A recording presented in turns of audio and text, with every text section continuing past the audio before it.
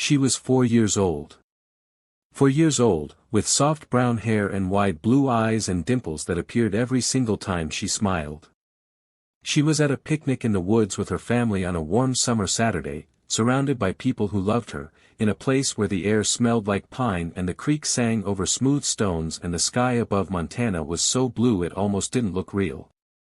She was 4 years old, and by the end of that afternoon, she was gone. Not wandered off. Not lost in the woods. Gone. Taken. And the monster who took her would not be brought to justice for nearly a decade in which he walked free, breathed free air, lived his life, while the family of NYLEEN K. Marshall lived inside a grief so total and so consuming that it became the very walls of their world. This is the story of what happened to NYLEEN Marshall. This is the story of a mother who never stopped fighting, of investigators who refused to let the case go cold, and of a justice system that, in the end, found its way to the truth. But it is also the story of the failures that came before. The delays. The missed signals. The years that ticked by while a killer moved freely among the living. Stay with us. Because this story demands to be heard. Every word of it. Welcome to Coldcase Crimelab. Before we go any further, if you are new to this channel, welcome. Hit that subscribe button right now. Click the like button if you believe that cases like this one deserve to be told. And leave us a comment below. Tell us your name, tell us where you're watching from, and tell us that you're here. Because the families of victims like NYLEEN Marshall need to know that people care. That people are paying attention. That the world has not moved on and forgotten. Subscribe. Like. Comment. And let's go. To understand what was lost on that June afternoon in 1983, you have to first understand who NYLEEN K. Marshall was. Not as a case file. Not as a victim number. But as a child. A real, living, breathing, laughing little girl who had barely begun to discover the world before the world was taken from her. NYLEEN K. Marshall came into this life on the 18th day of September in the year 1978. She was born in Montana, that vast and rugged state where the sky feels closer than anywhere else in the continental United States, where the mountains press up against the horizon like ancient sentinels, and where small communities still held fast to the kind of neighborly bonds that had largely vanished from more urbanized parts of the country. Her mother, Nancy, was a young woman navigating the particular challenges that came with raising children and rebuilding a life in the way that so many mothers of that era did, with strength, with love, and with an unspoken determination that her children would be safe, would be happy, would be surrounded by people who cherished them. And NYLEEN was cherished. From her very first days on this earth, she was the kind of child who inspired that deep, almost reflexive affection in the adults around her. She was not yet 5 years old at the time of her disappearance.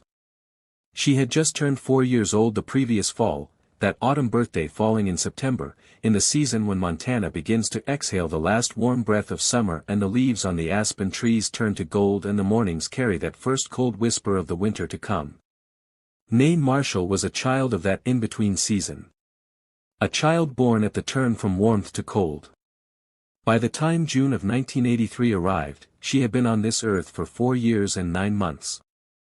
4 years and 9 months of learning to walk and talk and run and laugh. 4 years and 9 months of discovering what strawberries tasted like and what it felt like to wade into cold creek water and what it sounded like when the wind moved through a forest of pine trees at night. 4 years and 9 months of being someone's daughter, someone's sibling, someone's child. Her stepfather, Kim Marshall, had adopted NYLEEN after marrying her mother Nancy. This was not a reluctant adoption, not a legal formality entered into with reservation. By every account that would later emerge from those who knew the family, Kim Marshall embraced NYLEEN as fully and as wholeheartedly as any biological parent could. He gave her his name. He gave her his love. And he would spend the rest of his life carrying the weight of what happened to her on that Saturday in June, the particular, crushing weight of a parent who was present when the unthinkable occurred, and who would replay every moment of that afternoon in his mind for years and years and years afterward. Together, Nancy and Kim had built a family life in Helena, Montana. Helena, the state capital, a city of moderate size nestled in a valley between mountain ranges, a place with a particular character that blended frontier history with civic pride, where the gold rush legacy still whispered in the architecture of the old downtown and where families went to church together and gathered at community events and knew their neighbors and felt, generally, safe. The Capital City Radio Club was exactly the kind of organization that reflected that community. Amateur radio operators, ham radio enthusiasts, who had organized themselves into a social club that was as much about fellowship as it was about frequency. These were men and women who loved the technology of radio communication, who spent weekends adjusting equipment and making contacts with operators thousands of miles away, who built connections across invisible airwaves in an era before the internet existed to render that kind of long-distance communication commonplace. But they were also people who loved to gather in person. People who organized picnics and cookouts and family events. People who believed that community was something you built with your hands and your time and your presence. The summer picnic on that Saturday, the 25th of June, 1983, was one of those gatherings. A regular event. Familiar and comfortable and expected. Families loaded up their cars. They packed coolers with drinks and food. They folded up lawn chairs and grabbed the old blankets that lived in the backs of station wagons. Children climbed into back seats still half asleep in the early morning hours, and then came awake as the cars rolled through the Helena National Forest, where the trees pressed close on both sides of the road and the light filtered through in long green columns and everything smelled exactly the way a summer forest should smell. The picnic area near Warm Springs Creek Road was a familiar destination for groups like this one. Accessible by car, beautiful by nature, close enough to Helena that families felt comfortable and relaxed, far enough into the forest that you genuinely felt removed from the noise and pace of everyday life. The creek ran nearby, clear and cold and perpetually musical in the way that mountain streams are, and children were drawn to it instinctively, the way children always are drawn to moving water. NYLEEN Marshall was no different in this regard. She was a child who noticed the world. Who paid attention to things. The adults who knew her spoke often about her curiosity, the way she would crouch down to look at something small and interesting on the ground, the way she asked questions in that particular earnest way that 4-year-olds have, before the world has taught them that some questions are not supposed to be asked. She was present. She was attentive. She was alive in the fullest sense of that word. And she was safe. She was at a family gathering, surrounded by community members, watched over by parents and the eyes of a crowd. She was safe, or she should have been. The forest should have been a place of joy that day, and for most of those present, it was. The picnic was pleasant. The weather was beautiful. Children played, adults talked, food was shared, radios were tuned. And then everything changed. The precise sequence of events that led to NYLEEN's disappearance, the exact moment, the exact location, the exact circumstances, would become the subject of an investigation that lasted for years. An investigation that would eventually yield an answer, though not nearly as quickly as it should have. Not nearly as quickly as a 4-year-old girl deserved. What we know is this: at some point during that Saturday afternoon gathering on the 25th of June, 1983, NYLEEN K. Marshall disappeared from the picnic area near Warm Springs Creek Road in the Helena National Forest. She was there, and then she was not there. And the world, the real world, the dark world that exists alongside the beautiful one, had reached in and taken her. The Helena National Forest covers more than 900,000 acres of land in the state of Montana. 900,000 acres of mountains and valleys and rivers and creeks and meadows and ridgelines that stretch away into blue distance. It is, by any measure, enormous. It is the kind of landscape that humbles you, that makes you feel the correct size, which is to say, very small, against a backdrop that is very large and very old and very indifferent to human concerns. The Elorn Mountains, the range that rose above the picnic area that June day, are part of that vast system of ridges and peaks that define the topography of central Montana. Beautiful, yes. Dramatic, yes.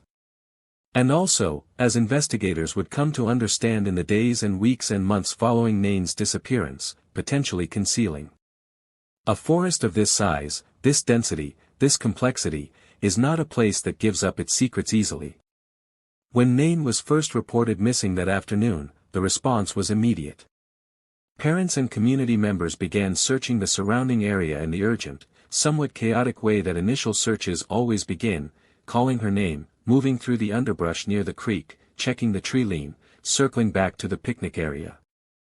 The creek itself became an immediate concern, because moving water and small children present an obvious and terrible danger, and the first fear in anyone's mind when a child goes missing near a stream is always the same. Law enforcement was contacted.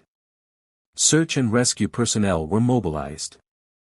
The initial response to Nain's disappearance was the kind of large-scale, coordinated effort that missing child cases in rural areas typically generate, multiple agencies coming together, searchers spreading out through the forest in organized patterns, dogs brought in to track scent, the whole machinery of a missing child search grinding into motion. But Nain was not found. Not that day. Not by the creek, not in the immediate forest, not along any of the trails or roads that wound through that section of the Helena National Forest. The search continued into the evening, and then into the following days, and the perimeter expanded, and more resources were brought in, and the community rallied in the way that small communities do when one of their children goes missing, with urgency, with anguish, with the collective hope that this would turn out to be something explicable, something recoverable, something with a resolution that did not require them to confront the worst thing they could imagine. The worst thing they could imagine was already true. They just didn't know it yet. The days following Nain's disappearance were a particular kind of agony for Nancy and Kim Marshall.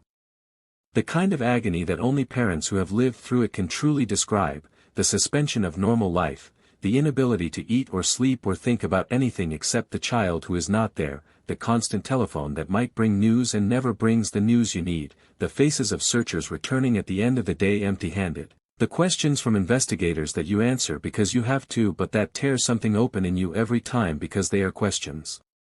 About your daughter and your daughter is not here. Nancy Marshall would later describe those early days as existing in a kind of fog. A terrible, endless, suspended fog in which time moved strangely, both too slow and too fast, hours stretching into eternities of waiting while days somehow also disappeared without her noticing them go. She was surrounded by people. Family members, friends, community supporters, law enforcement, victim advocates. And yet she was utterly alone in the way that only the parent of a missing child can be alone, isolated inside a grief and a fear that no one else in the room was experiencing in quite the same way. Kim Marshall, for his part, moved through those days with a particular kind of controlled desperation. He was a man who responded to crisis by doing, by moving, by searching, by engaging, by refusing to simply wait. He went back into the forest himself. He organized search parties. He talked to investigators. He did everything a parent could do, and none of it was enough, because none of it brought Nain home. The investigation in those early days focused, as such investigations typically do, on the immediate environment and the people present. The members of the Capital City Radio Club who had attended the picnic were interviewed. Movements were tracked and cross-referenced. The timeline of the afternoon was reconstructed, minute by minute, as investigators tried to establish the last known sighting of Nain, where she had been seen, by whom, at what time, and who else had been in the vicinity at that moment. What began to emerge from those early interviews was a picture of a chaotic and difficult crime scene, not in terms of physical evidence, but in terms of the simple logistical reality of an outdoor gathering with multiple families and children and adults moving freely through a relatively large area of forest. There were no walls. There were no doors. There were no cameras. There was no single point of entry and exit. The forest simply surrounded the gathering on all sides, and anyone could have approached from any direction, and anyone could have left by any route. This was a nightmare for investigators. It meant that establishing what had happened, and who had made it happen, would require extensive, painstaking work. It would require following every thread, pursuing every lead, going back to every person who had been present that day and asking them again and again about what they had seen and heard and noticed. But it would also require something else. Something that took much longer to arrive, and whose absence in those early years of the investigation would haunt everyone involved for decades. It would require the truth. When a child goes missing, there is a particular rhythm to the public attention that follows. In the immediate aftermath, the first days and weeks, the case is everywhere. News coverage is intense. The community is galvanized. Volunteers show up. Tips pour in. The parents' faces appear on television screens, on milk cartons, on flyers posted to telephone poles and pinned inside grocery store bulletin boards. And then, gradually, the public attention begins to shift. Not because anyone has stopped caring, not because the case has been resolved, but simply because other news happens, because other crises demand attention, because the human capacity for sustained focus on any single tragedy is limited. Life, with its relentless forward motion, begins to reassert itself around the edges of the story. For the families of missing children, this is often described as a second kind of loss. Not as devastating as the first, nothing is as devastating as the first, but real and significant nonetheless. The moment when you realize that the rest of the world is beginning, slowly, to move on, while you remain absolutely, completely, immovably fixed in the moment your child disappeared. Nancy Marshall did not move on. Could not have moved on if she had wanted to. Nain's absence was not a thing you moved on from. It was the weather inside her life, constant, pervasive, changing everything. Every morning she woke up without her daughter was another morning that had to be endured. Every birthday that passed, Nain's birthday in September, each year clicking by without her, for becoming 5, becoming 6, becoming 7 in the counting that her mother kept even as the world kept turning, was another wound. The investigation continued. Cases like this one do not simply close because time passes. Investigators remained assigned to the disappearance of Nain Marshall. Tips were followed up. Persons of interest were identified, examined, and often cleared. The file grew thicker.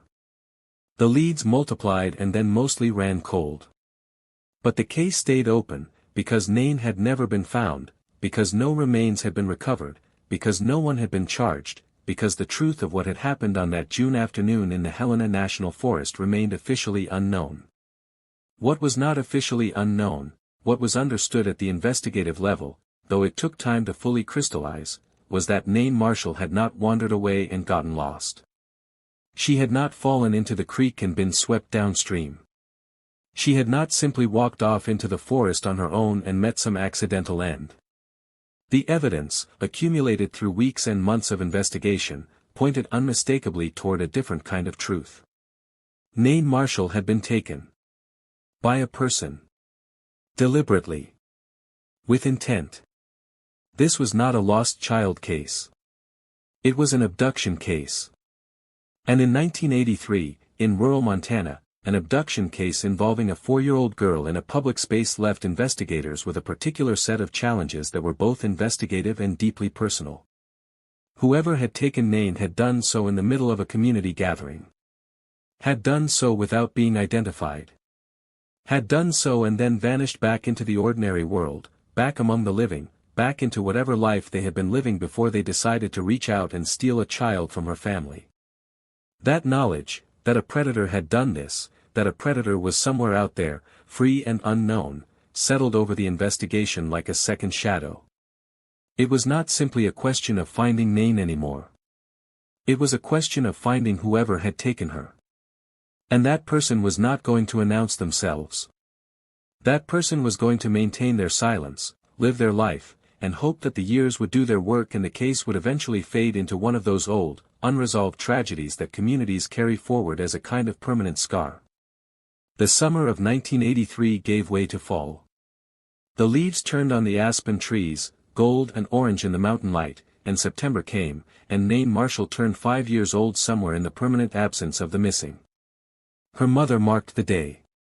The way mothers mark every day when their children are gone, in the quiet of a room that holds too many empty spaces, in the particular silence of a birthday that has no child in it. Autumn became winter. Montana winters are long and cold and serious, the kind of winters that shut the world down and force a kind of reckoning with the landscape and its terms. The snow came and covered the Helena National Forest in a deep, white silence, and somewhere under that silence, in the deep woods or in some other place that had not yet been found, the truth waited. Patient. Unchanging. Available to anyone who found the right door. The investigation continued through the winter and into the spring of 1984. By this point, the case had accumulated a substantial body of evidence and interview records. Investigators had spoken to dozens of people. They had explored numerous leads. They had developed theories about what might have happened and who might have been responsible, and those theories pointed in certain directions, towards certain individuals, but proof remained elusive. Proof, in cases of this kind, is the terrible wall that stands between what investigators believe and what they can demonstrate in a court of law. You can believe you know who did something. You can believe it with every professional instinct you possess, with every ounce of experience you have accumulated. And none of that matters, legally, unless you can prove it. Unless you can bring evidence into a courtroom and lay it before a jury and show them, beyond reasonable doubt, the truth of what happened. That evidence, in the case of NYLEEN K. Marshall, was not yet available. It would take years. It would take developments in forensic science that did not yet exist. It would take the patient, grinding work of investigators who refused to let the case die. And it would take, ultimately, a confession, one of the most important pieces of evidence in any criminal prosecution, and one of the most difficult things to obtain. But all of that was still in the future. In the spring of 1984, the case was alive and active and unresolved, and Nancy Marshall was doing the only thing she could do, which was to keep living, keep pushing, keep demanding that her daughter's case be taken seriously, be resourced, be worked. She would not let it become a cold case. She refused that outcome with every part of herself. In every major criminal investigation, there is a moment when the diffuse, wide-ranging work of the early inquiry begins to narrow. When the shape of the truth begins to emerge from the noise of competing theories and dead-end leads. When a name, or a face, or a behavior pattern, or a detail that keeps returning no matter how many times you try to set it aside, begins to insist on itself. In the investigation into the disappearance of NYLEEN K. Marshall, that name was Donald Dykes. Donald Dykes was an adult male who had been present at the Capital City Radio Club picnic on the 25th of June, 1983. He was a member of the broader community that organized and attended those gatherings, connected enough to the group that his presence that day was not unusual, not notable, not the kind of thing that would have made anyone look twice. He was just another person at a summer picnic. Another adult face among the adults, another person eating and talking and existing in the same space as the families and children who had come out to enjoy a summer Saturday. But the more investigators dug into the events of that afternoon, the more Dykes's name appeared in relation to the circumstances surrounding NYLEEN's disappearance. The more the timeline was examined, the more his movements during the critical period, the window during which NYLEEN had last been seen and then discovered to be missing, became significant. It is important to be careful here, in the way that good journalism and good storytelling demands care. Donald Dykes was not charged with any crime in the immediate aftermath of NYLEEN's disappearance.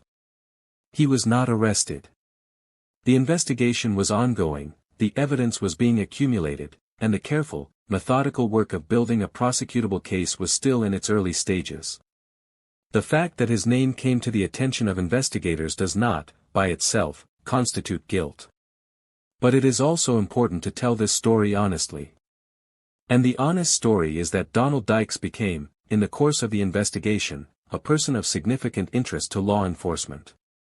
His background, his behavior, his movements on the day in question, these were things that investigators came back to again and again. These were things that did not resolve themselves into innocent explanations. These were things that accumulated, over time, into a portrait that the investigators working the case found deeply troubling. Donald Dykes was a man with a history. Not an open, public, widely known history, not the kind of history that would have made the other members of the Capital City Radio Club think twice about his presence at their picnic.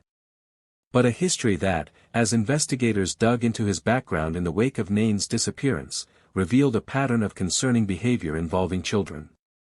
Behavior that had not previously resulted in criminal charges, or had resulted in charges that had been resolved in ways that kept him in the community, kept him moving freely among the people around him, kept him in the vicinity of families and their children. This is one of the most difficult truths in cases involving the victimization of children, the fact that the people who commit these crimes are almost never strangers in the complete sense of the word. They are neighbors, acquaintances, community members. They exist within the social fabric. They attend events. They smile and make conversation and appear, to the casual observer, to be perfectly ordinary human beings. The darkness they carry is not visible on their faces. It does not announce itself. Donald Dykes was, in this sense, precisely the kind of person that this kind of crime tends to produce. A man who moved through the community without raising obvious alarms. A man who had access, through that community membership, to the kinds of gatherings where children were present. A man who, on a particular Saturday afternoon in June of 1983, had been in exactly the right place, or rather, the exactly wrong place, to commit an act of unspeakable violence against a 4-year-old girl. Proving it was another matter entirely. The investigation into the disappearance and presumed murder of NYLEEN K. Marshall was not a single, linear process. It was a sprawling, complicated, multi-year effort that involved multiple agencies, multiple investigators, multiple rounds of interviews, and multiple attempts to develop the kind of evidence that would support a prosecution. Understanding the full scope of that effort requires understanding something about how investigations of this kind work, and how they sometimes fail. In the early 1980s, forensic science was a very different thing from what it is today. DNA analysis, the technology that has revolutionized criminal investigation over the past several decades, that has exonerated the wrongly convicted and condemned the guilty, that has brought resolution to cases that had gone cold for years or even decades, did not yet exist as a practical investigative tool. The first DNA-based criminal conviction in the United States would not occur until 1987, 4 years after NYLEEN's disappearance. The databases, the comparison protocols, the scientific consensus that now supports DNA evidence in courtrooms across the country, all of that was still in the future. This meant that the investigation into NYLEEN's case had to rely on more traditional tools, physical evidence from the scene, witness statements, the painstaking work of tracking and documenting the movements of potential suspects, and the kind of circumstantial evidence that, when accumulated in sufficient quantity and quality, can support a prosecution even in the absence of a smoking gun. The challenge, in this case, was that the crime scene, the forest, the picnic area, the open outdoor space of the Helena National Forest, was not the kind of closed, contained environment that yields clean physical evidence. There were no fingerprints on a door handle. There was no controlled, enclosed space where the exchange of trace evidence between victim and perpetrator could be analyzed. There was forest. There was creek. There was open sky and the infinite complexity of a natural environment that does not preserve evidence the way a controlled scene does. Investigators worked with what they had. They conducted and reconducted interviews. They spoke to every person who had been at the picnic, multiple times, asking the same questions in different ways, building and rebuilding the timeline of that afternoon, looking for inconsistencies, looking for details that had been omitted in earlier interviews, looking for the kinds of small discrepancies in a person's account that can indicate deception. Donald Dykes was interviewed. Of course he was interviewed, he had been present that day, and every person present that day was interviewed. His initial account of his movements during the afternoon was documented. Investigators noted it. Filed it. Returned to it. Compared it against other accounts. Looked for the places where his story did not align with what others recalled. There were such places. There are always such places, in the accounts of people who are hiding something. The human memory is imperfect under the best of circumstances, and when a person is constructing a false account, trying to remember not what actually happened but what they have decided to say happened, the imperfections multiply. Details shift. Timelines wobble. The version told today differs in small but significant ways from the version told last week. Investigators noted these things. Filed them. added them to the growing accumulation of reasons to look more closely at Donald Dykes. But still, the evidence was not sufficient for a prosecution. Still, the case remained open and unresolved, with a suspect in the investigators' sights but not yet within reach of the law. The frustration of this situation, the knowledge that the person most likely responsible for the death of a 4-year-old girl was walking free, potentially presenting a danger to other children, living his life as though nothing had happened, was a weight that sat on the investigation, on the investigators, and most heavily of all on Nancy Marshall. Nancy Marshall was not a passive participant in the investigation of her daughter's disappearance. She was an active, engaged, fierce advocate for justice. She attended every meeting she could attend, made every phone call she could make, pursued every contact who might have information or influence or resources that could advance the case. She became, in the years following Nain's disappearance, something of a figure in the broader movement for missing children's rights and victim advocacy, a movement that was itself gaining strength and visibility during the 1980s, driven by the anguish of families like hers and by a growing public recognition that the systems designed to protect children and pursue justice for victims were inadequate. This was the era when advocacy organizations for missing and exploited children were being formed and gaining national attention. The 1980s saw the establishment of major national resources dedicated to child safety and the investigation of crimes against children. These organizations became important partners for families like the Marshalls, not just as resources for practical support, but as amplifiers for the message that these cases deserved sustained attention, sustained resources, sustained commitment to resolution. Nancy Marshall used every resource available to her. She kept Nain's case in front of investigators. She kept it in front of the media. She kept it in the public consciousness, as much as any single family can keep a single case visible in a world that is always moving on to the next thing. She was determined, with a determination born of love and loss and the absolute refusal to let her daughter's fate remain unresolved, that the person who had taken Nain would eventually be held accountable. She was right. It would take years. But she was right. The middle years of the 1980s unfolded in the way that years do when a case has gone unresolved, not with a sense of stagnation, exactly, but with a particular quality of waiting. The investigation continued, in the methodical, resource-constrained way that long unsolved cases are worked, with investigators cycling through the file again and again, looking for the new angle, the new lead, the new piece of information that would crack the case open. Donald Dykes continued to live his life. He remained in Montana, or at least in the general region, connected enough to the community that investigators could keep track of him, could note his movements and activities, could continue to build the circumstantial case against him. He was not under formal surveillance, the resources and legal framework for that kind of sustained attention were not available, but he was not out of sight either. He was watched. He was known.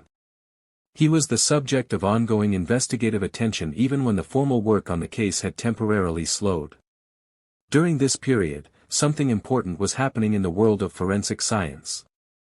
The development of DNA analysis as a tool for criminal investigation was proceeding rapidly, driven by scientific advances and by the obvious and powerful applications that the technology offered.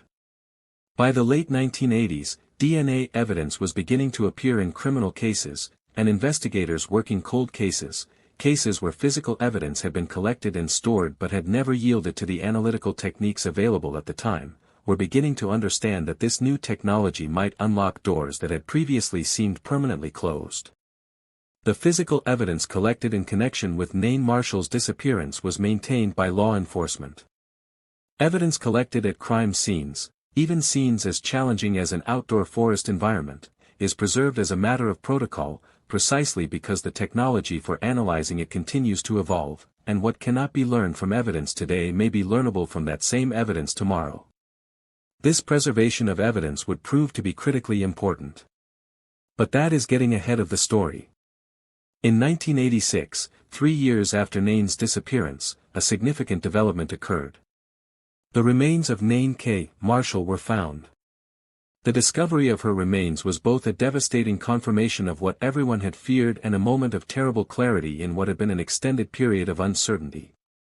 For Nancy Marshall, for Kim Marshall, for the entire family, the confirmation that Nain had not survived her abduction, that she had died, that the child they had been searching for and praying for was gone in the most final and irreversible sense, was a loss that reopened every wound that the years since her disappearance had barely begun to close. The discovery also transformed the case. What had been, technically, a missing child investigation was now formally a homicide investigation. The resources, the protocols, the investigative priorities, everything shifted. And the evidence provided by the discovery of her remains, while limited by the time that had elapsed, provided new information for investigators to work with. The location where her remains were found, the details of that location, the distance from the picnic site, the direction of travel, the terrain involved, provided information about what had likely happened on that June afternoon. It told a story, in the way that physical evidence always tells a story, even when that story is incomplete, even when the full truth requires more than the evidence alone can provide. Investigators working the case examined the new evidence carefully. They added it to what they already had. They cross-referenced it with the interviews and the timeline reconstructions and the behavioral analysis that had been accumulating for 3 years. They looked at it from the perspective of what they now knew, that this had been a homicide, that the victim had been transported to a specific location, that the perpetrator had known the terrain well enough to use it as they had, and they looked, again and again, at the person whose name kept appearing in their files. Donald Dykes. The case against him was growing. It was not yet a prosecutable case. But it was growing. By the late 1980s, the investigation into the murder of NYLEEN K. Marshall had entered a new phase. The discovery of her remains had energized the inquiry, had brought new resources and new attention, and had convinced the investigators most closely involved with the case that resolution was achievable, that the truth was out there, accessible, waiting to be brought into the light. But it would require patience. And it would require the continuing evolution of the tools available to law enforcement. The technology of criminal investigation was changing rapidly during this period. Not just DNA analysis, though that was the most dramatic development. Investigative techniques were improving across the board. The ability to coordinate between agencies, to share information, to pool resources, to connect cases that might be related, was improving. The databases available to law enforcement were expanding. The understanding of criminal behavior, developed through decades of research and case study, was deepening. And the understanding of the particular kind of criminal who preys on children, the behavioral profile, the patterns of escalation, the way these individuals operate within communities and exploit trust and access, was becoming more sophisticated. The field of criminal profiling, still relatively new in the 1980s, was producing insights that helped investigators understand not just who had likely committed a specific crime, but how that person thought, how they managed the aftermath of their crimes, how they might be approached in ways that could elicit incriminating information. This last point, the question of how to approach a suspect and elicit information, was becoming increasingly important in the case of Donald Dykes. The physical evidence available to investigators was limited. The witness testimony that could place him at the scene in proximity to Nain was significant but not conclusive. What was missing, what investigators believed could make the difference between a case that might succeed at trial and one that might not, was something in Dykes's own words. Something that would close the gap between what investigators believed and what they could prove. In criminal investigations, getting that something, getting a suspect to say, either directly or indirectly, something that incriminates them, is one of the most delicate and demanding tasks that investigators face. It requires skill. It requires patience. It requires a deep understanding of the suspect's psychology, of their motivations, of the pressures that might cause them to lower their guard, to need to speak, to find in confession some relief from the weight of what they have done. Investigators working the Marshall case spent years thinking about how to approach Donald Dykes. They developed strategies. They consulted with behavioral analysts.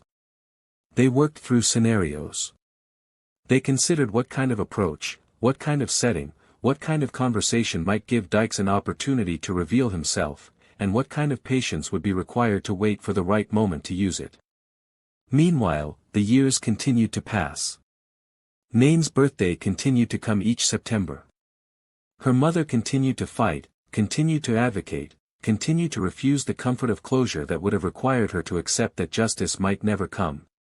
Nancy Marshall held the case with both hands, kept it from slipping into the obscurity that claimed so many cold cases, kept the investigators' attention on it, kept herself as a presence in the process. The late 1980s became the 1990s. Montana entered a new decade with the Marshall case still open, still unresolved, still sitting in the files of law enforcement like an unhealed wound. Nain would have been in her early teens by now, 12, 13, 14, had she lived.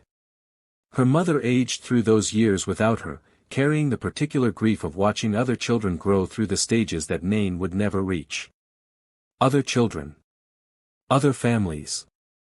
Other birthdays and Christmases and first days of school and graduations. The world moved through its ordinary celebrations and milestones, and Nancy Marshall lived inside all of that, surrounded by the evidence of children growing and thriving and becoming, while her own child stayed forever 4 years old, forever the girl in the photograph, forever the daughter she would never stop mourning. As the 1990s progressed, the investigation into the murder of NYLEEN K. Marshall entered what investigators would later describe as a critical phase. The evidence accumulated over the previous decade was substantial. The understanding of Donald Dykes, his background, his behavior, his psychology, had deepened considerably. The forensic tools available to investigators had expanded dramatically with the advent of practical DNA analysis. The question was not whether Dykes had done it. The investigators involved in the case had long since moved past that question. The question was how to prove it in a way that would survive the scrutiny of a criminal trial, that would persuade a jury beyond a reasonable doubt, that would result not just in charges but in conviction. This is the part of a true crime story that is often glossed over, the years of investigative work that happen after the identity of a suspect has been established but before a prosecution can be launched. These years are not glamorous. They do not make for the kind of dramatic storytelling that the moment of arrest or the moment of verdict provides. They are long and grinding and filled with setbacks and frustrations and the constant, humbling reminder that the standard of proof required for a criminal conviction is high, intentionally high, and that meeting that standard requires more than certainty, it requires evidence. The investigators working the Marshall case understood this. They had been living it for years. And they continued to work the case with the patience and determination that it demanded, pursuing every avenue that might yield the evidence they needed. One avenue that was being explored during this period was the possibility of obtaining a confession. Not through coercion, nothing of that kind. But through the careful, strategic application of investigative interviewing techniques that might create the conditions under which Dykes would say something, would reveal something, would give investigators the toehold they needed. This kind of work, what investigators sometimes call developing a case through the subject, requires an extraordinary degree of patience and skill. It requires understanding not just the facts of the case but the human being at the center of it. Understanding their vulnerabilities. Understanding what they need. Understanding the psychological weight that a crime of this magnitude carries for the person who committed it. Because that weight is always there.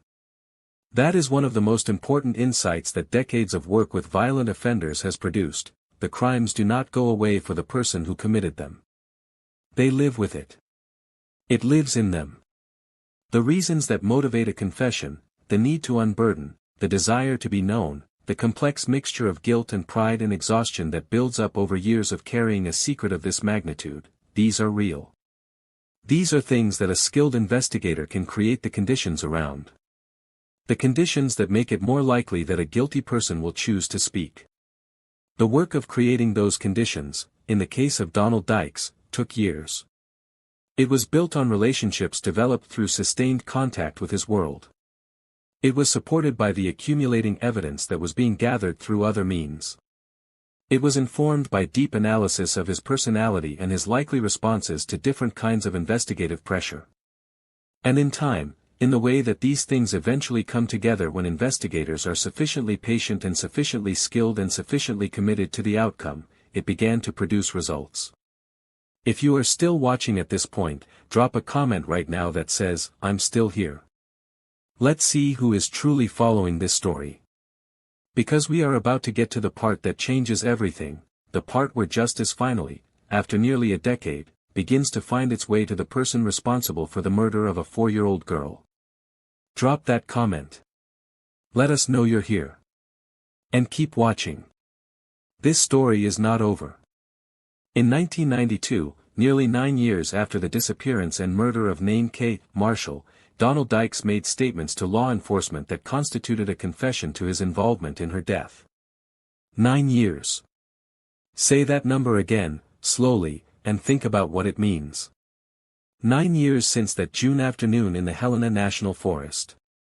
9 years since NYLEEN Marshall, aged 4, attended a summer picnic with her family and was taken away from everyone who loved her.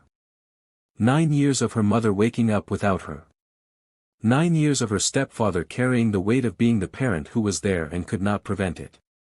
9 years of a case sitting open in the files of law enforcement, of investigators working their methodical and patient way toward the truth, of a killer walking free in the world. 9 years, and then Donald Dykes spoke. The circumstances of the confession, the exact setting, the precise sequence of conversations that led to it, the investigative work that had created the conditions for it, are matters of record that have been examined and reported in detail by those who covered the case most closely. What matters for the purpose of this telling is what Dykes revealed, and what that revelation meant for the people who had been waiting for it. In his statements, Dykes admitted that he had abducted NYLEEN K. Marshall on the 25th of June, 1983. He admitted that he had taken her from the picnic area, had transported her to the location where her remains would later be found, and had killed her. He provided details that could only have been known to someone who had been present, who had done what he said he had done, details that corroborated and confirmed the physical evidence that investigators had been accumulating for nearly a decade. He had done it. He had taken a 4-year-old girl from her family on a beautiful summer day, and he had killed her, and he had lived with that knowledge for 9 years while her mother grieved and her investigators worked and the world went on around him as though nothing had happened. The reaction of those involved in the investigation when the confession was obtained was described by participants as a complex mixture of relief and rage and profound sadness. Relief that the truth had finally come into the open. Rage that it had taken so long. Sadness, the deep, unavoidable sadness that comes when the worst fears are confirmed, when the truth that everyone has suspected for years is finally spoken aloud and the last small hope that things might somehow be different is extinguished forever. For Nancy Marshall, the news of the confession was both the thing she had fought for and the thing she had dreaded. She had wanted, for 9 years, to know the truth. She had wanted, for 9 years, to see justice done. And now the truth was confirmed, and justice was finally within reach, and the cost of that confirmation was the permanent, irrevocable closing of the door on any version of events in which her daughter might still be alive, might somehow be coming home, might somehow be the exception to the terrible rule. She was not the exception. She had never been the exception. NYLEEN K. Marshall had been murdered on the day she disappeared, 9 years ago, and now the man who had done it had said so, and there was no going back from that. There was only forward. Forward into the prosecution. Forward into the courtroom. Forward into whatever justice the system could provide for a 4-year-old girl who had not lived to see her 5th birthday. The prosecution of Donald Dykes for the murder of NYLEEN K. Marshall proceeded on the basis of the confession and the substantial body of corroborating evidence that investigators had accumulated over the course of a decade. It was not a simple case to try. No case of this kind, after this length of time, is simple. The defense would challenge the confession. They would challenge the evidence. They would raise every legitimate legal argument available to them, because that is the obligation of defense counsel in an adversarial legal system, and that system exists for good reasons that have to do with protecting the innocent even when the task of doing so means rigorously defending the guilty. The prosecution was handled by attorneys who had spent years with this case, who understood its evidence and its witnesses and its particular challenges with the depth of knowledge that comes from sustained immersion in a single matter. They had prepared carefully. They had anticipated the defense's arguments. They had structured their case to withstand scrutiny. The trial of Donald Dykes for the murder of NYLEEN K. Marshall was held in Montana. The legal proceedings unfolded with the particular gravity that attaches to a case of this kind, a case involving the murder of a child, a case that had waited nearly a decade for resolution, a case that had become, in the intervening years, not just a legal proceeding but a symbol of the broader struggle for justice in cases involving the victimization of children. The community attention was significant. 9 years of waiting, 9 years of living with this unresolved tragedy, had built up a profound need for resolution, a need that was present not just in the Marshall family but in the broader Helena community and in the community of child safety advocates and investigators who had followed the case over the years. The evidence presented at trial included the physical evidence recovered from the scene and from the location of Nain's remains. It included the witness testimony of people who had been present at the picnic and who had provided accounts of the movements and behavior of various individuals during the critical afternoon hours. It included the expert testimony of forensic analysts and behavioral specialists who helped contextualize and explain the evidence for the jury. And it included the confession, the statements that Donald Dykes had made to investigators, statements that the prosecution argued were credible and voluntary and corroborated by the other evidence in the case. The defense challenged each element of the prosecution's case. They questioned the circumstances of the confession. They challenged the physical evidence. They offered alternative theories and alternative interpretations. The jury heard it all. Donald Dykes was convicted of the murder of NYLEEN K. Marshall. The verdict was, in one sense, the moment that the investigation had been building toward for nearly a decade. The moment when the truth that investigators had known for years was formally validated by the process of the law, was entered into the official record as established fact, was recognized as the thing that it was. And in another sense, it was the moment when the full weight of what had happened became unavoidable. The conviction of Donald Dykes did not bring Nain Marshall back. It did not undo the 9 years of grief and waiting. It did not repair the lives that had been broken on that June afternoon in 1983. It confirmed the worst. It named the perpetrator. It provided a measure of accountability. But it could not provide restoration. It could not provide what had been lost. Nancy Marshall was present for the verdict.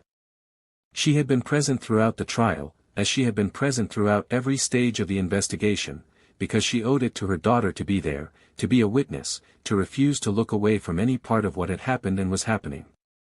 She had not looked away in 9 years. She was not going to look away now. When the verdict was read, she described feeling a complex, almost indescribable mixture of emotions. Relief that justice had come. Gratitude to the investigators and prosecutors who had persisted. Grief, the grief that never went away, that the verdict did not diminish, that was as present and as deep in the moment of conviction as it had been on the day Nain disappeared. And something else. Something that might be called completion, or acknowledgement, or the recognition that the truth had been spoken aloud, officially, by the system that society uses to adjudicate these things. Her daughter had been seen. Her daughter's murder had been named and held accountable. The man who had done it was not going to walk free anymore. It was not enough. It was never going to be enough. But it was something. It was justice, of the imperfect human variety that is the only kind available to us. Donald Dykes was sentenced for the murder of NYLEEN K. Marshall. He would not walk free again for a very long time. Cases like the murder of NYLEEN K. Marshall do not end with a verdict. They continue to reverberate through the lives of everyone they have touched, the family of the victim, the investigators who worked the case, the community that bore witness to the tragedy and its aftermath, the wider world of child safety and criminal justice that takes lessons from cases like this one. For Nancy Marshall, the conviction of Donald Dykes marked the end of one chapter and the beginning of another. The chapter that ended was the decade of not knowing, of fighting for the investigation to be taken seriously, of refusing to let her daughter's case slip into the obscurity of the cold case files. That chapter was over. The truth had been established. The perpetrator had been held accountable. The chapter that began was the chapter of living with that resolution, which, as anyone who has been through this kind of experience will tell you, is not simple and not easy and does not feel like what the word closure is often used to imply. Closure is a word that gets used a lot in discussions of criminal justice, and there is a way in which it is useful. It describes the sense of a chapter ending, of a question being answered, of a process reaching its conclusion. But it can also be misleading, because it suggests a tidiness that real human grief does not possess. Nancy Marshall continued to live with the loss of her daughter after the conviction. The grief did not go away. It changed shape, perhaps. The desperate, unresolved quality of the grief during the years of the open investigation, the grief that was intertwined with urgency, with the need to act, with the demand for answers, transformed, after the conviction, into something quieter and perhaps more sustainable but no less real. Nain was still gone. That fact was still the fixed point around which everything else in her mother's life orbited. What Nancy Marshall also continued to do, in the years following the conviction, was advocate. She had become, over the course of the investigation, a voice for missing children and for the families of crime victims. She had developed relationships with other families in similar situations, with advocacy organizations, with legislators and policy makers who were working to strengthen the systems designed to protect children and to support victims' families. These relationships and this work did not end with the resolution of her own case. In many ways they deepened. Because here is the truth about what cases like Nain's reveal about the systems we have built to protect the most vulnerable: they are imperfect. They have gaps. They have failures. The fact that the murder of a 4-year-old girl remained unresolved for nearly a decade, the fact that the person responsible for that murder walked free for 9 years, is not just a story about one case and one investigation. It is a story about systems. About resources. About the allocation of attention and funding to cases involving children.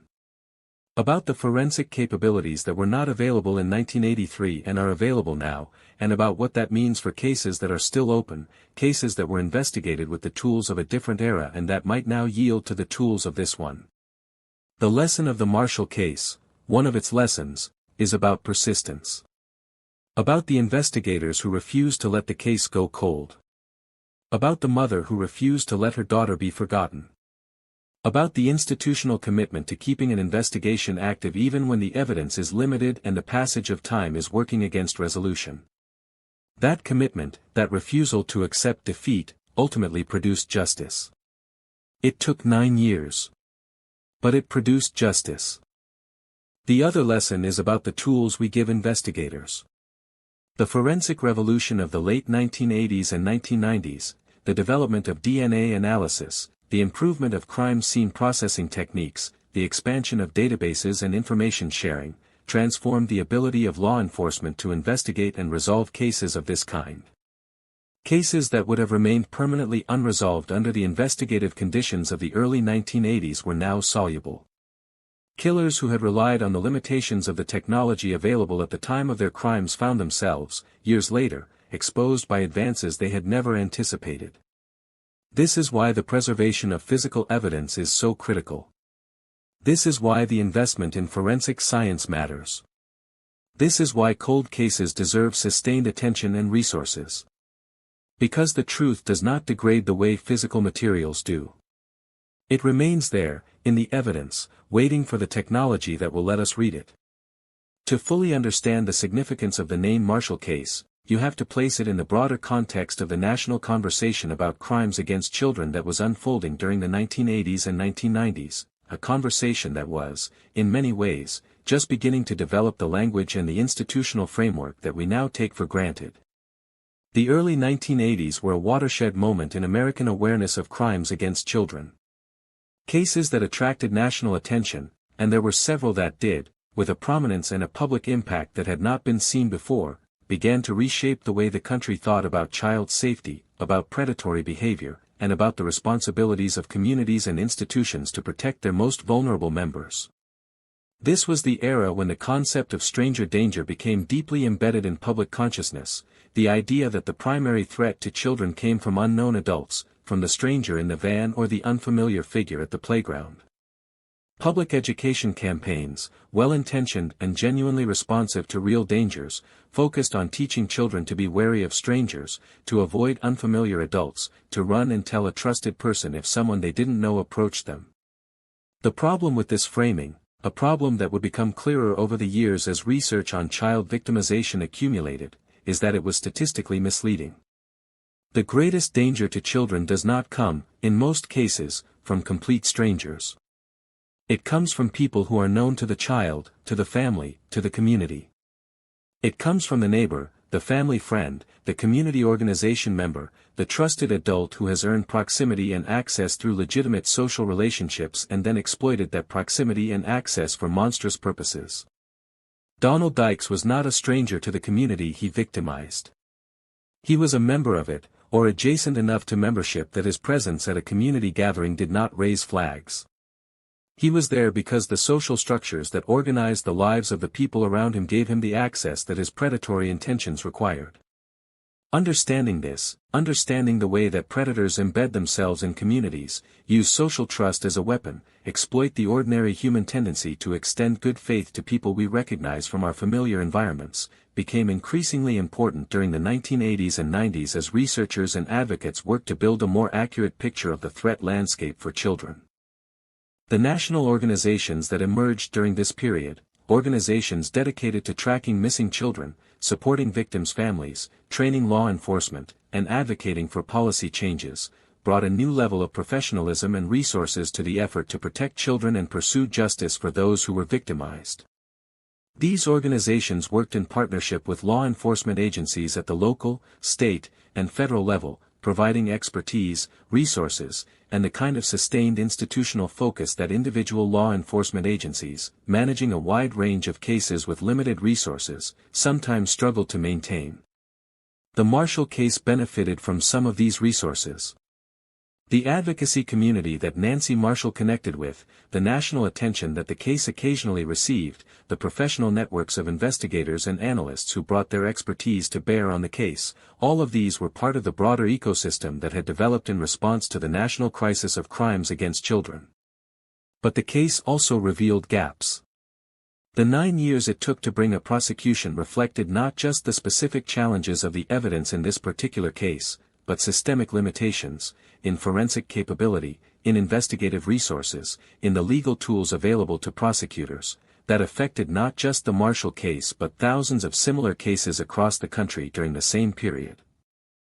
The improvements that came in the years following, the DNA revolution, the expansion of national databases, the improvements in cold case investigation protocols, the better training for law enforcement in the identification and investigation of crimes against children, were all, in part, a response to those gaps. They were driven by the advocacy of families like the Marshalls and by the recognition that the systems in place were insufficient to the task. Among the figures in this story, Nancy Marshall stands out as someone whose response to the most devastating possible experience illuminates something important about human resilience and human agency in the face of institutional systems that do not always work as they should. She was a mother. That is the first thing to understand about her. Everything she did in the years following Nain's disappearance was driven by that fundamental reality: she was Nain's mother, and her daughter had been taken from her, and every resource she had, every ounce of energy and intelligence and determination, was going to be directed toward the goal of justice for her child. In the early days, that meant engaging with the investigation as fully as possible. It meant being present. It meant asking questions, demanding answers, refusing to accept the silence or the bureaucratic distance that victims' families sometimes encounter when they try to engage with the systems designed to serve them. Nancy Marshall was not a silent observer of the investigation into her daughter's murder. She was a participant, an advocate, a persistent and demanding presence who made it harder for anyone involved to set the case aside, to deprioritize it, to let it sink to the bottom of an overloaded investigative caseload. This kind of persistence is not easy.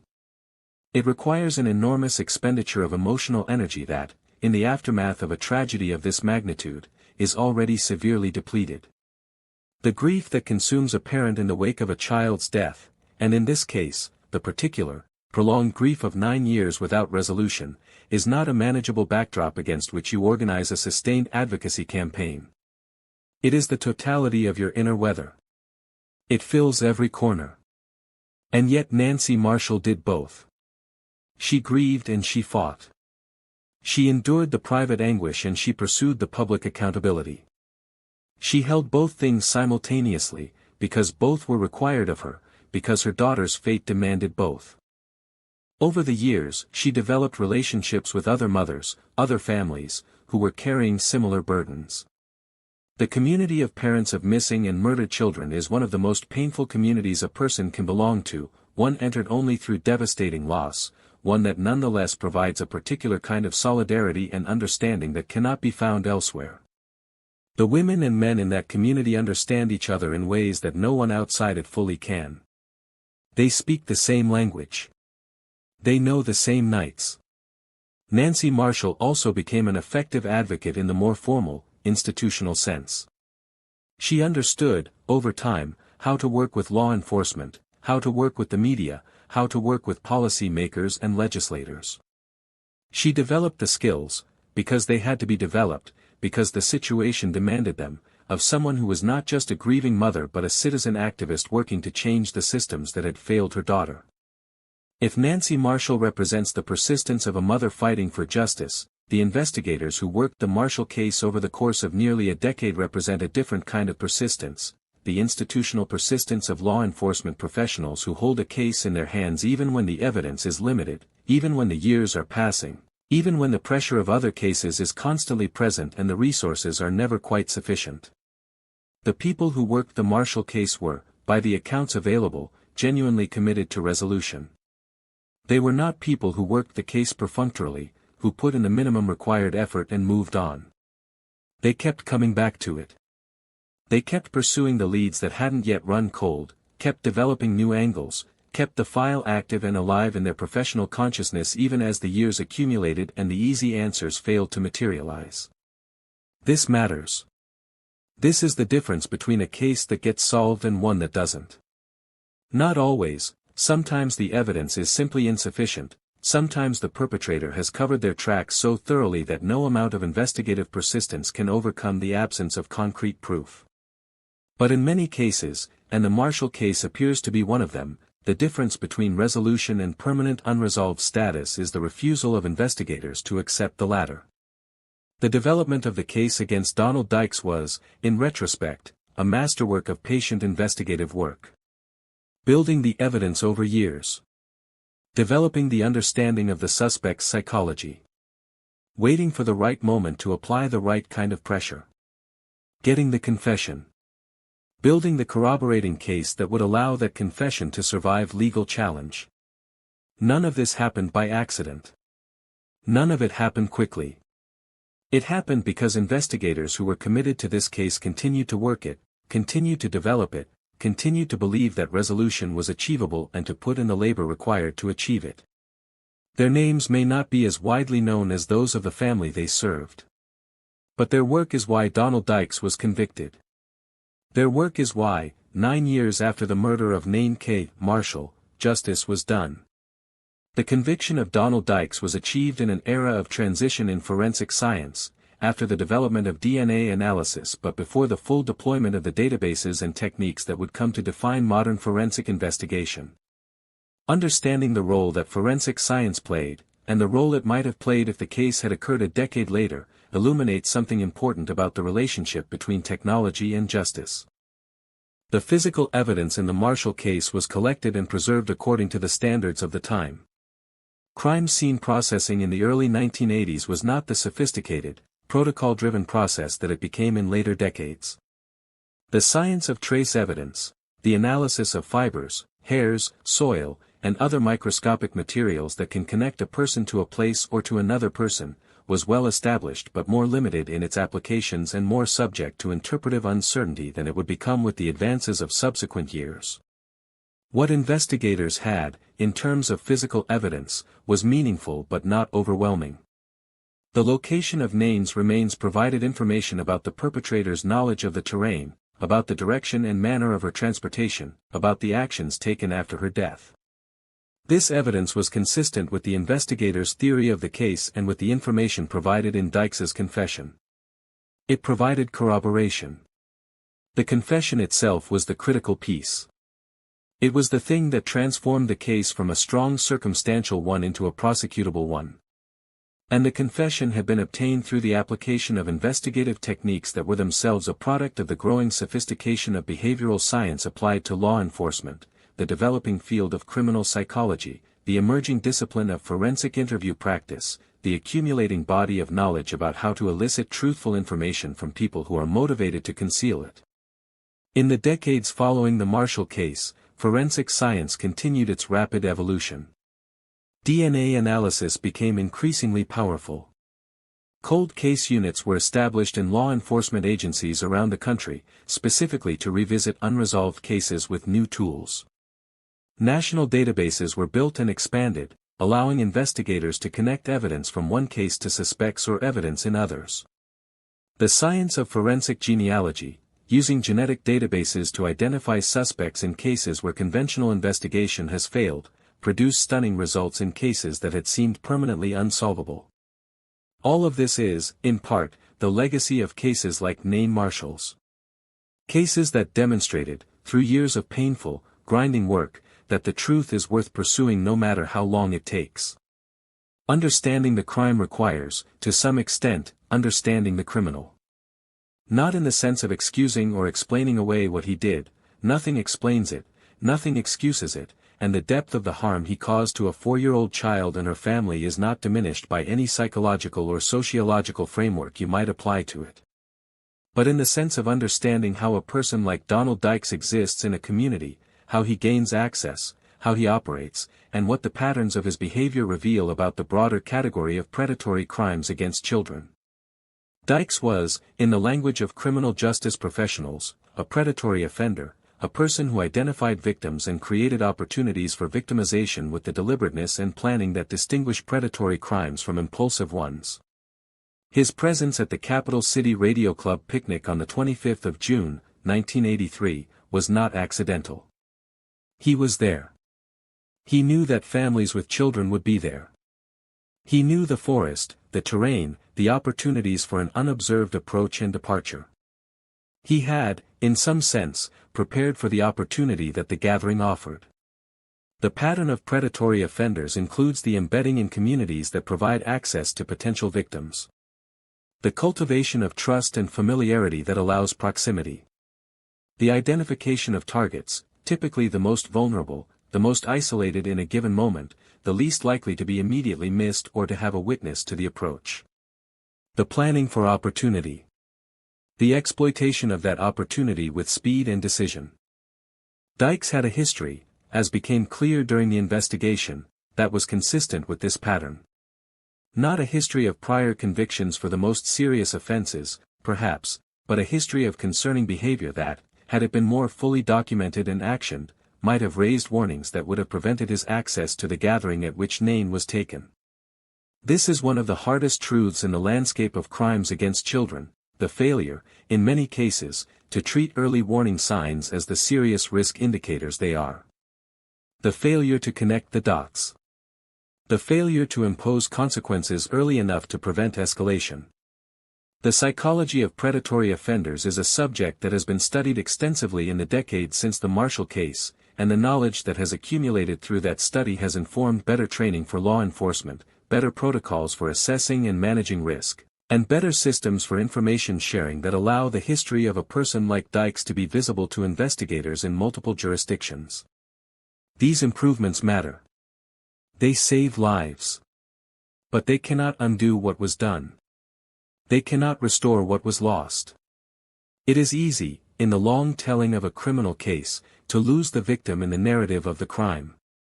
To let the story of the investigation, the perpetrator, the trial, the sentence, crowd out the story of the person at the center of all of it, the person whose life was taken, whose presence was stolen from the world.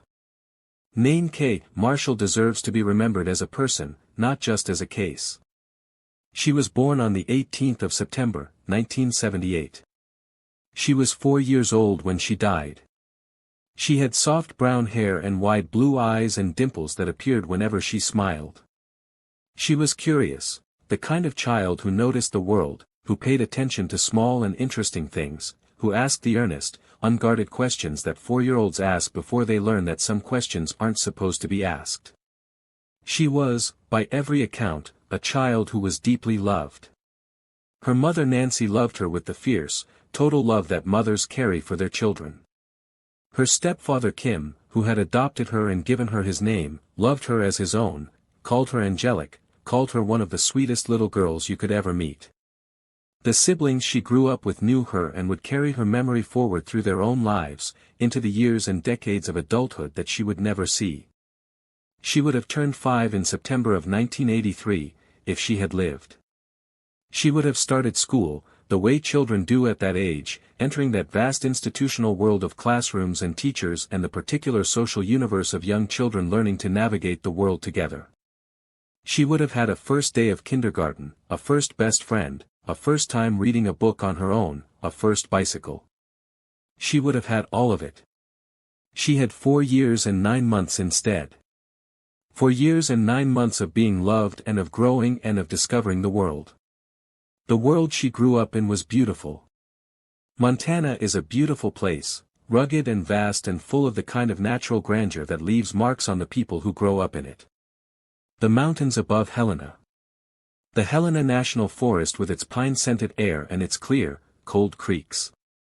The wide Montana sky. NYLEEN Kay Marshall was 4 years old in a beautiful place, with people who loved her, on a summer day that should have been perfect. She deserves to be remembered for who she was. Not just for what was done to her. Her mother has never forgotten her. Her family has never forgotten her. The investigators who worked her case for nearly a decade never forgot her. Her name and her face and the reality of what had happened to her were the motivation that sustained all of that work, through the setbacks and the frustrations and the years that passed without resolution. She is remembered. A 4-year-old girl with brown hair and blue eyes and dimples, who was curious and gentle and deeply loved, who died in a Montana forest in the summer of 1983, and whose story deserves to be heard.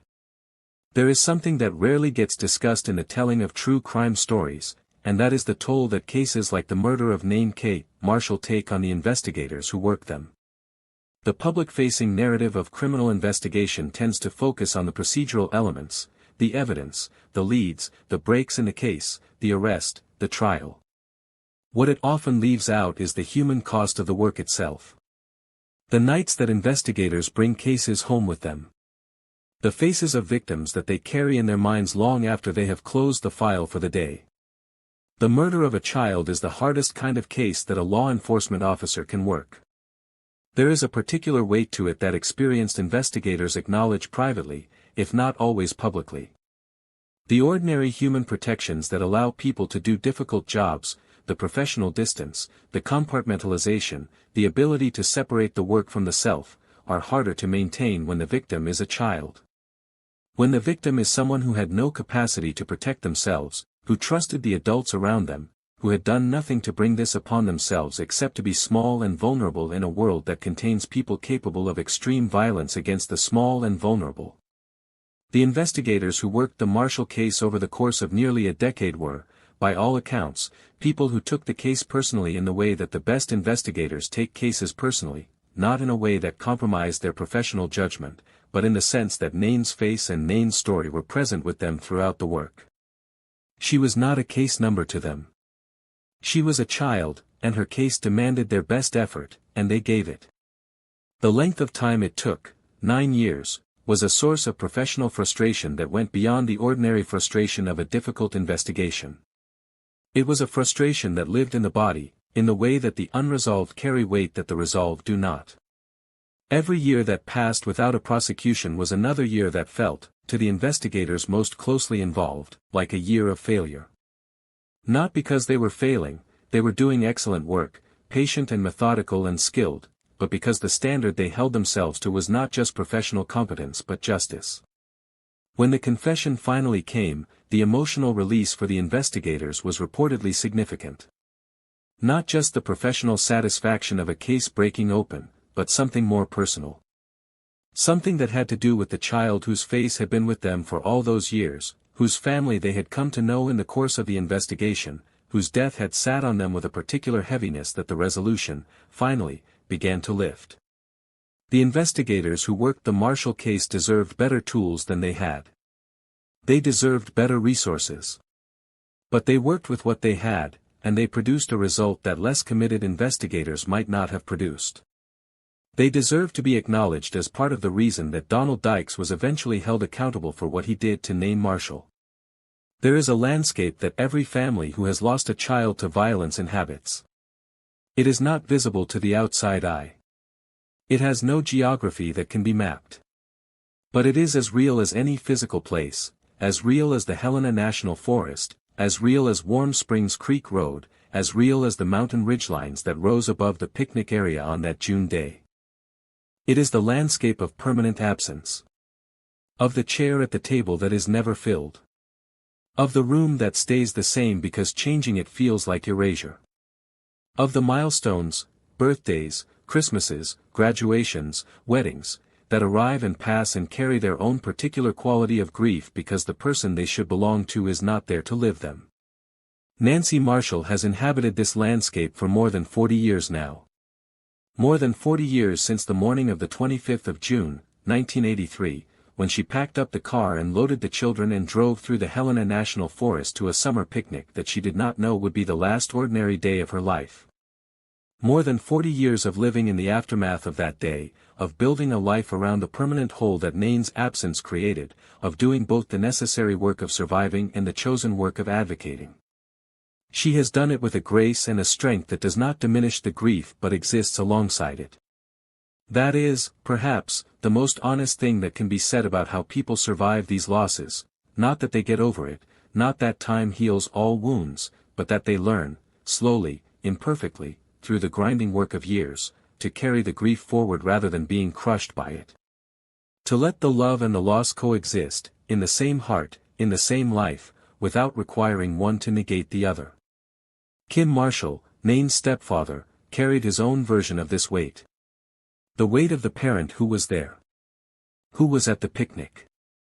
Who was present in the same space, on the same afternoon, while something was being done to his daughter that he did not know was happening, that he could not have prevented even if he had known, but that nonetheless settled into him as a question that would never be fully answerable: why wasn't I watching more carefully? Why didn't I see? The answer, the honest, compassionate, accurate answer, is that he could not have seen. He was one person among many people at a community gathering in a forest.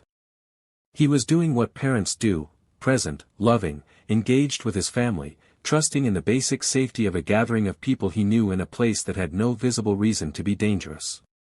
The danger was invisible to him because it had made itself invisible, because predators do not announce themselves. He was not responsible. None of the parents there that day were responsible. The responsibility belonged, entirely and completely, to the person who chose to commit the crime. Montana is a state that teaches you something about scale. About the smallness of a single human life set against the enormity of the natural world. The mountains that define its skyline have stood for millions of years. The forests that cover their slopes have been growing and falling and growing again for centuries.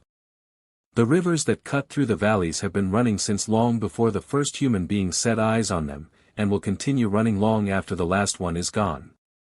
Into this vast and indifferent landscape, human beings have inserted their lives, their stories, their griefs and their joys, their crimes and their justice.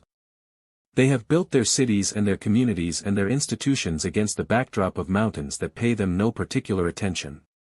They have loved and lost and fought and persisted in the shadow of ridgelines that have seen all of it and will see it again. The Helena National Forest has seen what human beings can do to one another. On the 25th of June, 1983, it witnessed the taking of a child. Not with any awareness or judgment, forests do not judge, but as the physical setting in which the event occurred, as the place that held the evidence until investigators could collect it, as the landscape that Nain Marshall's last hours inhabited. In the years since, the forest has continued to be what it always was, a place of beauty and recreation, a place where families come to breathe and rest and feel the world slow down, exactly as the families of the Capital City Radio Club came to feel it slow down on that June Saturday. Other families have gathered in that forest in the decades since. Other children have waded in the creeks and chased each other through the trees and eaten lunch in meadows under a wide Montana sky. Life has continued to flow through the place where life was taken. This is, perhaps, appropriate. Places do not belong to their tragedies. They belong to all the life that passes through them, to the joy as much as the grief, to the ordinary as much as the terrible. The Helena National Forest is not a memorial to NYLEEN Marshall, though it is a place forever connected to her story. It is a living landscape that continues to serve the purposes of the living, even as it carries, for those who know, the memory of what happened there. She deserved to grow old in that landscape. To return to it as an adult, as a parent herself perhaps, bringing her own children to the same forests and creeks that she had known as a small girl. To carry the memory of those early experiences forward through a long life, the way that the experiences of childhood carry forward in all of us, shaping our sense of what the world is and what it can be. She did not get to do that. But the landscape endures, and her story endures in it, and the people who loved her carry the memory of her against the backdrop of those mountains, in the shadow of those ridgelines, forever. Every child enters the world in a condition of complete and total dependency. They cannot feed themselves, cannot shelter themselves, cannot protect themselves from any of the dangers that the physical world presents. They are, in their early years, utterly reliant on the adults around them for their survival, their safety, their development into the people they will eventually become. This dependency is not a weakness or a deficiency. It is simply the biological and developmental reality of human childhood. Children are born needing more time than almost any other creature to develop the physical and cognitive capacities that will eventually allow them to function independently. And this extended period of dependency creates a profound obligation. The dependency of children obligates the adults around them, their parents, their extended family, their communities, their institutions, to provide the protection that children cannot provide for themselves. We fail this obligation regularly. Not out of indifference, most people, most of the time, genuinely want children to be safe. We fail it because the systems we have built to protect children are imperfect, because the predators who target children are skilled at circumventing those systems, because the resources we dedicate to child protection are often insufficient to the task, because the cultural frameworks we use to think about danger can be misleading in ways that leave children exposed to harms we are not well positioned to see. The murder of NYLEEN K. Marshall is a story about that failure. Not a personal failure, not the failure of any specific individual. But a systemic failure. A failure of the network of protections that should have caught Donald Dykes before he had the access to commit the crime he committed. A failure of the information sharing that might have identified him as a risk. A failure of the forensic tools that, had they existed in more developed form, might have led to his conviction years earlier. These failures have consequences that extend beyond the specific case. Every child who is harmed because the systems designed to protect children are inadequate is a child who deserved better than the system could deliver. Every predator who walks free because the evidence is insufficient, because the forensic tools are not yet adequate, because the information that would expose him has not yet been assembled into a coherent picture, is a predator who may go on to harm other children. We owe children more than this. We have always owed children more than this. The story of the work done to improve the systems, the advocacy, the policy changes, the forensic advances, the training improvements, is the story of human beings trying to pay a debt that can never fully be paid, because the children already harmed cannot be unharmed, but that can be reduced in its future accumulation by doing the work of making the systems better. There is something quietly heartbreaking about the context in which this crime occurred. The Capital City Radio Club. A group of people organized around the technology of radio communication, around the transmission and reception of signals across invisible distances, around the fundamental human desire to reach out across space and be heard, to connect with other human beings beyond the immediate vicinity. Radio communication is, in a sense, an act of faith. You send a signal into the air without knowing for certain that anyone will receive it. You trust that somewhere, on the other end of the invisible transmission, there is a person listening, tuned to the right frequency, ready to respond. It is technology built on the premise of connection, on the idea that distance can be bridged, that isolation can be overcome, that the human need to communicate can be satisfied even across extraordinary spans of space. The families who gathered in the Helena National Forest on the 25th of June, 1983, were people who organized their social lives around this technology of connection. Who believed, in some fundamental way, in the power of reaching out and being heard. Who came together, with their families and their children, to celebrate the particular joy of community that is built on shared passion and shared presence. And in the middle of that community, in the middle of that gathering of people connected to one another by shared interests and mutual trust, a child was lost on a frequency that no one was tuned to. On a channel that no one was monitoring. In a moment that no one saw. The silence that followed Nain's disappearance, the silence of a child who was there and then was not there, is the counterpart to the radio signals that defined the club that organized the event. In amateur radio, a dead frequency, a channel with no signal, no response, is called dead air. The silence that greeted the search for Nain Marshall was the most terrible kind of dead air. A signal sent into the empty air and receiving nothing back. A voice calling a name into a forest that offered no answer. The Marshall family was calling across a distance they could not bridge, toward a child who was beyond the reach of any signal they could send. And for 9 years, the air was silent. And then, at last, not in the quiet of the forest but in the formal setting of an investigative interview, in the careful work of investigators who had patiently built toward this moment, a signal came back. A terrible signal.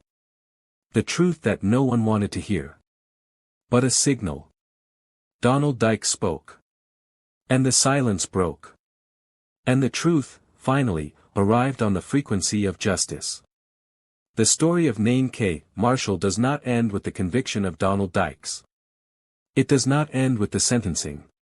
It does not end with any formal legal proceeding, because the story of a life taken too soon and a family broken by that loss is not the kind of story that ends. It continues in the life of Nancy Marshall, who has carried her daughter's memory through more than 4 decades and who continues to be a presence in the advocacy work that emerged from her grief. It continues in the lives of Nain's siblings, who grew up in the shadow of her absence and who carry her with them into their adult lives. It continues in the community of Helena, Montana, where the memory of what happened on that June day in 1983 lives in the collective consciousness of people who were there and people who heard the story from those who were. It continues in the work of the investigators and prosecutors who built the case against Dykes and who, in doing so, contributed to the body of knowledge and practice that makes similar cases more soluble today than they were in 1983. It continues in the policy changes and institutional developments that were driven, in part, by the advocacy of families like the Marshalls. It continues in the lives of children who are safer today because of the lessons learned from cases like this one. And it continues here, in the telling. In the act of speaking Nain's name and remembering who she was and what was done to her and what it took to bring justice for her. In the insistence that she not be forgotten, that her 4 years of life and the 40+ years of her absence be held in the light and acknowledged and honored. She was 4 years old. Her name was Nain K. Marshall. She had brown hair and blue eyes and dimples when she smiled. She was curious and gentle and deeply loved, and she was taken from the people who loved her on a beautiful summer day in 1983, and the man who took her spent 9 years free before justice finally caught up with him. Justice caught up with him because of people who refused to let it not catch up with him. Because of a mother who fought for 9 years without rest. Because of investigators who kept the file open and kept working the case. Because of the truth, preserved in evidence, waiting patiently for the day when it would finally be read. The truth was read. The verdict was rendered. The sentence was imposed. And Nain K. Marshall, who never got to turn 5 years old, who never got to see what her life would become, is still here. In the memory of her family. In the work her case inspired. In the telling of her story. She is still here. Before we close this chapter of Coldcase Crimelab, there is something that must be said directly to the families who are watching this episode and who are living, right now, in the same unresolved space that Nancy Marshall occupied for 9 years. The families of children who are missing. The families of victims whose cases have gone cold. The families who have been told, in one way or another, that the truth may never be known. That justice may never arrive. That they may have to find a way to live with the permanent not knowing. To those families, the story of NYLEEN K. Marshall is a specific kind of testimony. Not a promise, because nothing in this work can be promised. Not a guarantee, because the truth is that some cases do not resolve, that some perpetrators are never identified, that some families do not get the verdict that Nancy Marshall received in 1992. But a testimony nonetheless. A testimony that the work does not stop. That there are investigators, right now, working cases that seem cold, pursuing leads in unresolved investigations, applying new forensic tools to old evidence, building the patient and methodical cases that eventually produce arrests and prosecutions and convictions. These people exist. They are real. They are working. A testimony that technology continues to evolve. That the forensic tools available today are more powerful than those available 5 years ago, and that the tools available 5 years from now will be more powerful still. That physical evidence preserved today can be analyzed with methods that do not yet exist but will, and that the timeline of justice is not defined by what is currently possible but by what will be possible. Cases that cannot be solved today may be soluble tomorrow. A testimony that advocates and communities and channels like this one are paying attention. That the stories of missing and murdered children are not allowed to drift into obscurity. That there are people in the world who will say your child's name, who will keep their story alive, who will refuse to accept that the passage of time is a reason to stop seeking the truth. And a testimony, most fundamentally, that it is worth continuing to demand justice. That persistence matters. That the refusal to accept silence as an answer is not a futile gesture but a meaningful act that keeps cases alive, keeps institutional attention on them, and creates the conditions in which resolution becomes possible. Nancy Marshall waited 9 years. 9 brutal, grief-soaked, exhausting years. And then justice came. If you are waiting, know that you are not waiting alone. Know that the work continues. Know that the truth, wherever it is worth pursuing. Know that the people you have lost deserve to be fought for as long as it takes, for as long as you draw breath. Coldcase Crimelab stands with you. This community stands with you. Keep fighting. We began this story with a girl. 4 years old, brown hair, blue eyes, dimples when she smiled. A summer morning in Montana, a family packed into a car for a community picnic in a beautiful forest, the air smelling of pine and warm earth and the particular freshness of a mountain creek in June. We ended there too, with the same girl, in the same forest, on the same morning. Because the ending and the beginning are the same for NYLEEN K. Marshall. Her life is a circle that closed too soon, that curved back toward its origin before it had the chance to become the full arc of a human life, with all the years and experiences and relationships and choices that a life is made of. She was 4 years old. Her name was NYLEEN K. Marshall. She was born on the 18th of September in 1978, in Montana, to a mother who loved her completely. She was adopted by a stepfather who called her angelic. She was the kind of child that adults instinctively cherished, quiet and bright and curious, with a gentleness that the adults around her recognized and treasured. She died on the 25th of June, 1983. She was murdered in the Helena National Forest by a man named Donald Dykes, who had embedded himself in the community gathering that her family attended and who chose her as his victim and took her away and killed her and then lived free in the world for 9 years before justice finally caught up with him. Her mother fought for 9 years to see that justice done. The investigators who worked her case refused to let it go cold. And in 1992, nearly a decade after the crime, the truth was confirmed and the perpetrator was convicted and the case was closed in the only way it ever could be closed, not with the restoration of what was lost, because that can never be restored, but with the formal acknowledgement of the truth and the accountability of the person responsible. NYLEEN K. Marshall's story deserves to be told. It deserves to be heard. It deserves to be remembered, every year, every September when her birthday arrives, every June when the anniversary of her death comes around. She deserves to be remembered as who she was, not just as what was done to her. As a child with dimples and curiosity and a gentle spirit and a full life ahead of her that was taken away. She is remembered. She will continue to be remembered. This is Coldcase Crimelab. Thank you for being here. Thank you for listening. And thank you for caring about the truth, about what happened, and why it matters, and what it demands of all of us who live in the world that children like NYLEEN Marshall should have been safe in and were not. Justice never expires. Rest in peace, NYLEEN K. Marshall. September 18, 1978, to June 25, 1983. 4 years old. Remembered forever. Thank you for watching this episode of Coldcase Crimelab. If this story moved you, if NYLEEN's case has stayed with you the way it should, the way it stays with everyone who truly listens to it, then there are things you can do right now. Hit that subscribe button and become part of this community. Click the like button so that this story reaches more people, because every person who hears it is one more person who knows NYLEEN's name. And leave us a comment. Tell us what you're thinking. Tell us how this case made you feel. Tell us what cold case you want us to cover next. But most importantly, share this video. Share it with someone who needs to hear this story. Share it with the people in your life who care about justice, who care about the children who are taken too soon, who care about the families who fight for years and decades to see the truth acknowledged and the perpetrators held accountable. Because the families of victims like NYLEEN Marshall don't need our pity. They need our attention. They need us to say, "We heard you. We know her name.